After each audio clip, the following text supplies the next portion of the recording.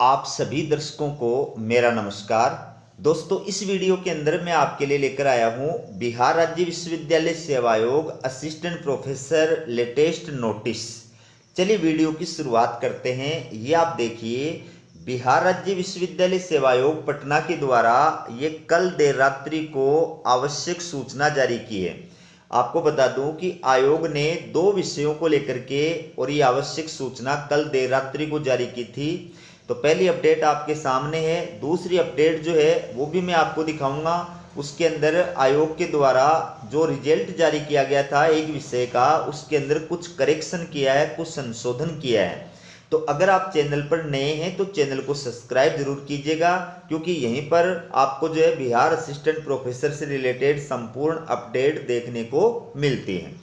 तो देखिए, इसमें आयोग ने जो विज्ञापन संख्या 2021 असिस्टेंट प्रोफेसर विषय एजुकेशन, इसको लेकर के इंटरव्यू आयोजित किए थे, उस इंटरव्यू का रिजल्ट जो है वो डिक्लेयर कर दिया है। आपको बता दूं कि ये जो विज्ञापन प्रकाशित किया था, इसमें आयोग के द्वारा शिक्षा विषय के अंदर कुल 10 पद जो है वो विज्ञापित किए गए थे। ठीक है, तो इनका जो रिजल्ट जारी किया गया है वो एपीआई स्कोर और इंटरव्यू दोनों के मार्क्स को मिलाकर के जारी किया गया है।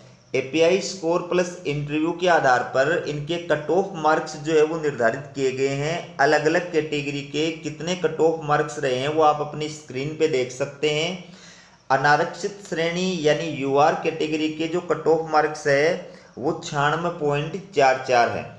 आर्थिक रूप से कमजोर वर्ग की जो महिला हैं उनके 89 हैं। पिछड़ा वर्ग यानी बीसी कैटेगरी के पुरुष और महिला सभी आगे इसमें 95.19 है। अत्यंत पिछड़ा वर्ग, इसके अंदर पुरुष और महिला, इसका कट ऑफ 90 है। अनुसूचित जाति की महिला, इसका कट ऑफ 60 है। अनुसूचित जनजाति, इसमें पुरुष और महिला दोनों आगे, इसका 53 है। तो इस प्रकार से एजुकेशन विषय के अंदर जो फाइनली सिलेक्टेड कैंडिडेट्स हैं उनका कैटेगरी वार जो है कट ऑफ मार्क्स जारी किया गया है। साथ ही साथ में उन अभ्यर्थियों को आयोग के द्वारा विश्वविद्यालय का आवंटन कर दिया गया है। तो ये आप देख सकते हैं, विज्ञापन संख्या असिस्टेंट प्रोफेसर एजुकेशन 43/2020-21 से संबंधित शिक्षा विषय के सहायक प्राध्यापक पद हेतु विभिन्न आरक्षण कोटिवार चयनित अभ्यर्थियों का संपूर्ण विवरण एवं विश्वविद्यालय आवंटन निम्नवत है।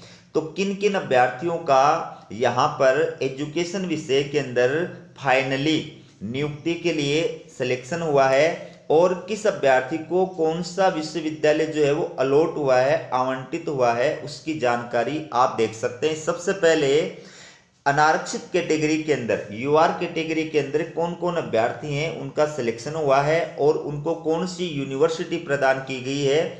यहाँ पर कैंडिडेट्स का नाम है, यहाँ उनकी यूनिक आईडी नंबर है, यहाँ कैटेगरी है, यहाँ जेंडर है, यहाँ पर जिस कैटेगरी में उसका सिलेक्शन हुआ है वो कैटेगरी दी गई है और यहाँ पर अलॉटेड यूनिवर्सिटी का नाम दिया गया है, जिस यूनिवर्सिटी को उसे आवंटित किया गया है। तो ये तीनों ही अभ्यर्थी जो है इनको पटना यूनिवर्सिटी प्रदान की गई है।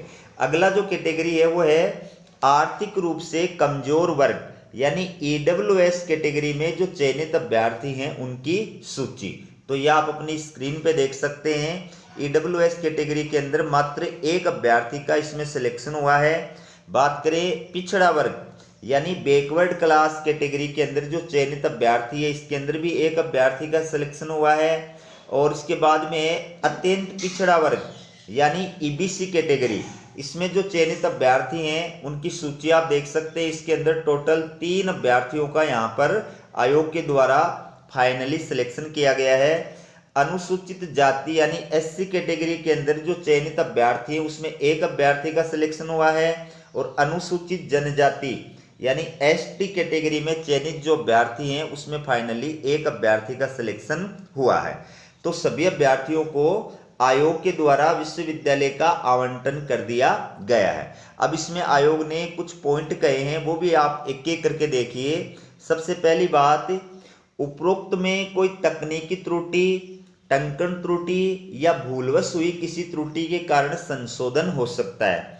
साथ ही साथ में आयोग ने ये भी कहा है कि माननीय उच्च न्यायालय पटना के द्वारा ये जो रिट याचिकाएं थी इनकी सुनवाई करते हुए 18/4/2024 को जो डिसीजन दिया था उस डिसीजन के विरुद्ध सुप्रीम कोर्ट के अंदर ये अलग अलग जो है SLP विशेष अनुमति याचिकाएं सुप्रीम कोर्ट के अंदर दायर की गई थी, जिन पर अभी तक सुप्रीम कोर्ट के द्वारा फाइनल डिसीजन नहीं दिया गया है। तो इस विषय पर या इस भर्ती विज्ञापन को लेकर के सुप्रीम कोर्ट के अंदर ये जितने भी विशेष अनुमति याचिकाएं दायर की हुई हैं इन पर सुनवाई चल रही है। जब सुप्रीम कोर्ट का फाइनल डिसीजन आएगा तो हो सकता है उससे अभ्यर्थियों का ये जो रिजल्ट है, ये जो परिणाम है, ये प्रभावित भी हो सकता है। ठीक है, तो उसके लिए भी आपको तैयार रहना है। अब बात करते हैं कि ये जो अभ्यर्थी हैं इन अभ्यर्थियों को आगे की क्या प्रोसेस करनी है। तो इसके लिए आप चाहें तो इसी प्लेलिस्ट पर मैंने अलग से भी वीडियो अपलोड किया हुआ है, आप वहां जा करके भी देख सकते हैं। और यहाँ भी मैं आपको बता देता हूँ कि आपको जो यूनिवर्सिटी अलॉट की गई है जल्दी ही उस यूनिवर्सिटी के द्वारा आपके डॉक्यूमेंट्स वेरिफिकेशन का शेड्यूल जारी किया जाएगा। ठीक है, तो उस शेड्यूल के अकॉर्डिंग आपको अपने डॉक्यूमेंट्स वेरिफिकेशन के लिए वहां पर उपस्थित होना है। समय, डेट, स्थान, वो सारी चीजें जो है यूनिवर्सिटी के द्वारा आपको बताई जाएगी।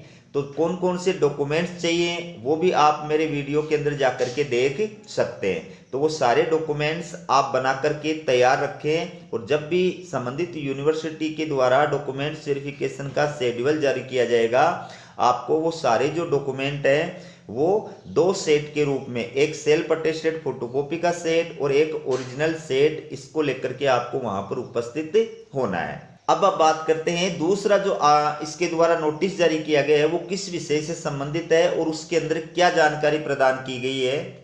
दोस्तों ये आप देखिए, बिहार राज्य विश्वविद्यालय सेवा आयोग पटना के द्वारा कल देर रात्रि को ये आवश्यक सूचना जो है वो जारी की थी। और ये सूचना किससे संबंधित है, ये सहायक प्राध्यापक यानी असिस्टेंट प्रोफेसर भर्ती विज्ञापन 2020-21 विषय एजुकेशन, शिक्षा विषय को लेकर के ही आवश्यक सूचना ये जो है वो आयोग ने जारी की है। तो इसमें आयोग ने क्या कहा है, आयोग ने ये कहा है कि एजुकेशन विषय के अंदर अभ्यर्थियों से जो दावा और आपत्तियां आमंत्रित की गई थी और दावा और आपत्तियों के माध्यम से जो वांछित कागजात आयोग के द्वारा मांगे गए थे वो अभ्यर्थियों के द्वारा जमा कराने के बाद जो पात्र और अपात्र पाए गए अभ्यर्थियों की सूची आयोग के द्वारा जारी की गई थी, उसमें एक अभ्यर्थी की जो कंडिका थी, सूचना थी, उसके अंदर त्रुटिवश भूलवश कुछ गलत अंकित हो गया है और वो अभ्यर्थी जो था उसको डिस्क्वालिफाइड घोषित कर दिया गया था। तो यहाँ पर आयोग ये कह रहा है कि उस अभ्यर्थी के पास में, तो यहाँ पर आयोग ये कह रहा है कि उस अभ्यर्थी के पास में वर्ष 2021 की PhD की जो उपाधि थी वो विचार योग्य नहीं थी, ये कंडिका के अंदर अंकित हो गया था। ठीक है, और उसके कारण से उसको डिस्क्वालिफाइड घोषित कर दिया गया था। लेकिन वास्तविकता ये है कि उस अभ्यर्थी के पास में PhD की डिग्री थी और उसने अपने आवेदन फॉर्म के साथ में PhD की डिग्री न लगा करके अपना प्रोविजनल जो सर्टिफिकेट लगाया था, अस्थायी प्रमाण पत्र था, वो लगाया था। ठीक है, तो ये भूलवश जो है उसको अयोग्य घोषित कर दिया गया था, जबकि वो PhD क्वालिफाइड था, डिग्री नहीं लगाई थी, लेकिन उसने अपना प्रोविजनल सर्टिफिकेट लगाया था। इस वजह से आयोग ने उसके अंदर रिजल्ट के अंदर जो है वो संशोधन किया है और संशोधन करते हुए जो पहले लिखा गया था उसको तो विलोपित किया गया है और नई जो है उसके अंदर अभियुक्ति लिखी गई है। यानी नया क्या लिखा है कि समर्पित कागजात या प्रमाण पत्र के आलोक में आवेदन स्वीकृत, उस अभ्यर्थी का यहाँ पर इसके अंदर नाम दिया गया है, UID नंबर दी गई है, उस अभ्यर्थी का जो आवेदन फॉर्म है वो क्या कर दिया गया है, अब स्वीकृत कर दिया गया है। पहले उसको अस्वीकृत कर दिया गया था लेकिन अब स्वीकृत कर दिया गया है। लेकिन आगे देखिए आप, फिर भी मामला जो है वो फंस गया है। आगे इसमें क्या कहा है, उल्लेखनीय है कि ये जो अभ्यर्थी है अनारक्षित कोटि का अभ्यर्थी है। ठीक है, UR कैटेगरी का अभ्यर्थी है और इनका शैक्षणिक परिलब्धियों में कुल प्राप्तांक साक्षात्कार हेतु निर्धारित कट ऑफ अंक से कम है। ठीक है। अतः ये साक्षात्कार में आमंत्रण की पात्रता नहीं रखती है। तो ये जो अभ्यर्थी है इसका जो एपीआई स्कोर है वो इंटरव्यू के लिए जितने कट ऑफ मार्क्स निर्धारित किए गए थे उस कट ऑफ मार्क्स से इसका एपीआई जो है वो कम रहता है। इस वजह से इसको क्या कर दिया गया है, साक्षात्कार के लिए अयोग्य घोषित कर दिया गया है। यानी पीएचडी क्वालिफाइड होने के बावजूद और डॉक्यूमेंट से सही होने के बावजूद भी चूंकि इसके कट ऑफ मार्क्स जो है वो कम है, इस वजह से इसको जो है और योग्य नहीं माना गया है, डिसक्वालिफाइड घोषित कर दिया गया है। तो ये दो अपडेट मैं आपके लिए बिहार राज्य विश्वविद्यालय सेवा आयोग असिस्टेंट प्रोफेसर भर्ती 2020-21 से जुड़ी हुई लेकर के आया हूँ। इसी प्रकार की अपडेट पाने के लिए चैनल को सब्सक्राइब जरूर कीजिएगा और हमारा वीडियो देखने के लिए आप सभी का बहुत बहुत धन्यवाद।